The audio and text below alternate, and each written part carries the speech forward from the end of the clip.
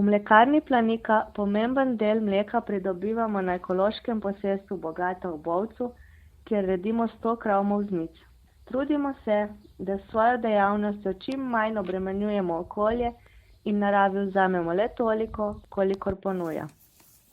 Želimo si, da bi se v tem pogledu še izboljšali, zato v letošnjem letu sodelujemo v 2 projektih.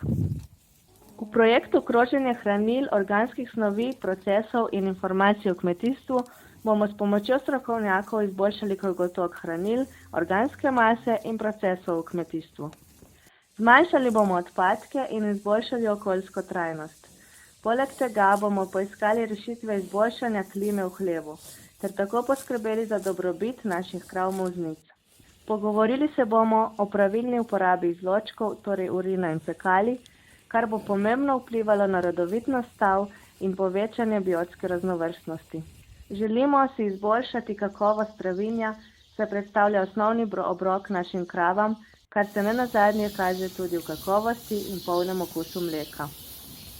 Zaradi tega sodelujemo tudi v drugem projektu Travinje, izboljšanje trajnega in sejanega travinja z vnosom beljakovinsko bogatih mešanic trav in metulnic.